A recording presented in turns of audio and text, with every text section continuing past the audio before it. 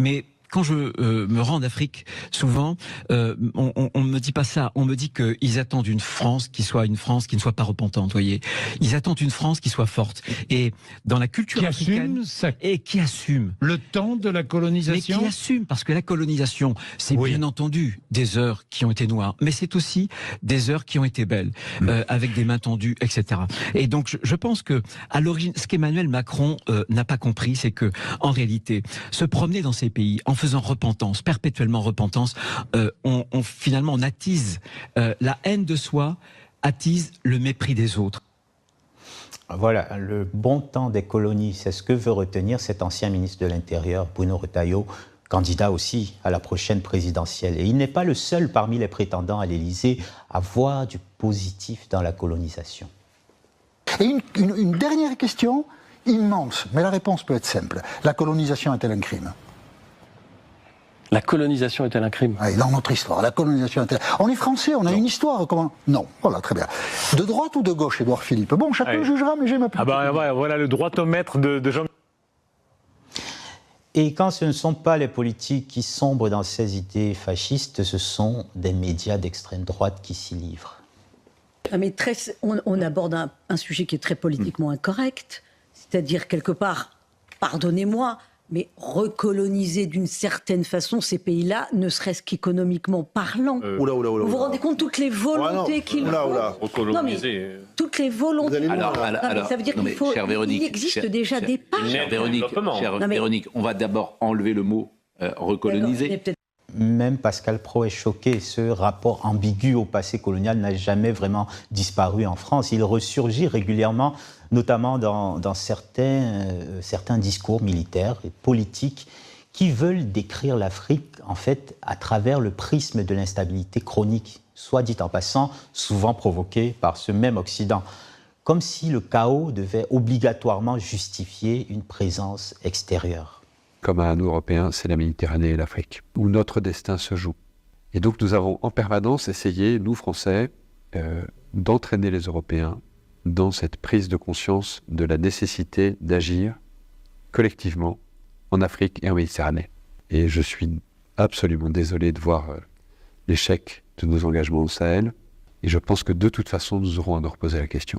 Parce que nous ne pouvons pas imaginer avoir à nos portes un continent entier qui est en train de s'enfoncer dans la destruction des appareils de gouvernement et des États, s'enfonce dans une forme de chaos, de guerre civile dans beaucoup de pays et de plus en plus de pays.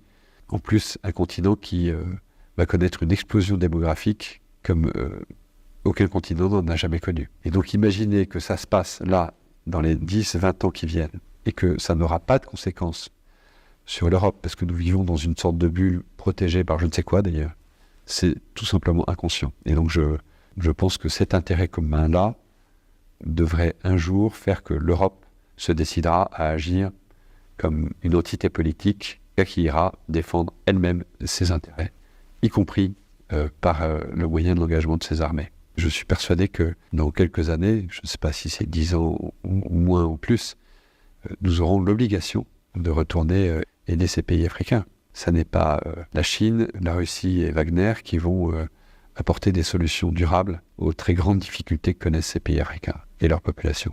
Ce qui frappe dans certains discours récents d'une partie de l'élite occidentale, c'est le retour d'un langage que certains croyaient discrédité après 1945. L'idée d'un Occident en déclin, l'idée d'une identité à préserver, l'idée d'un monde où certaines puissances auraient vocation à organiser les autres.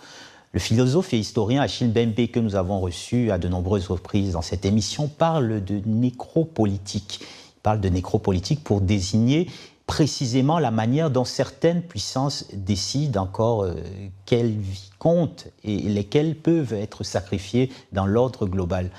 Et que fait l'Afrique dans ce moment de crise mondialisée? Que fait l'Union africaine, l'institution censée défendre l'intérêt des Africains? Elle prend des décisions qui ont l'air complètement anachroniques, avec des dizaines d'années de retard. L'Union africaine a reconnu dimanche la colonisation comme crime contre l'humanité. C'était à la clôture du 39e sommet des chefs d'État de l'organisation à Addis Abeba en Éthiopie. Cette reconnaissance est l'aboutissement des initiatives menées sur le continent dans ce sens, dont la conférence internationale sur les crimes du colonialisme en Afrique organisée à Alger l'année dernière. La conférence reconnaît la colonisation comme un crime contre l'humanité. C'est très important. Et la conférence exprime sa solidarité avec la Palestine et le peuple palestinien. Voilà un reportage qui date de février 2026. Le monde de 2026 n'est évidemment plus celui du 19e siècle. On imagine assez mal une entreprise coloniale assumée au sens premier du terme. Quoique, on a vu ce qui s'est passé au Venezuela et plus rien ne surprendrait. La recolonisation passe aujourd'hui surtout par la dette, par les bases militaires, par les accords miniers, par les sanctions économiques, par des dépendances technologiques et j'en passe. Les minerais nécessaires à la transition énergétique, cobalt, lithium, terres rares, tout cela replace l'Afrique en fait au centre des rivalités mondiales. Parce que le monde change, l'Occident ne représente et ne possède plus tout à fait la totalité de ce qu'on appelle la puissance mondiale, le Sud global, les pays du Golfe, les BRICS. Voilà autant d'entités qui redessinent les équilibres et montrent aussi d'autres formes de prédation, faisant de l'Afrique un espace de concurrence stratégique.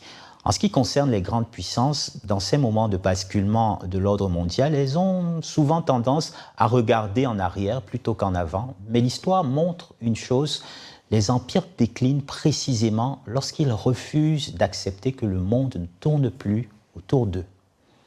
Si vous avez apprécié cette vidéo, n'oubliez pas que Décrypter l'Afrique est en ce moment en campagne pour rassembler un maximum d'abonnés. Il en va de notre survie, de la survie de l'émission et de sa pérennité. Alors n'hésitez pas à nous soutenir à partir de 5 € par mois. Rendez-vous sur le lien DonorBox en description de la vidéo YouTube. N'oubliez pas également de nous suivre sur YouTube donc, et d'activer la cloche pour ne rater aucune de nos publications. À bientôt pour d'autres décryptages.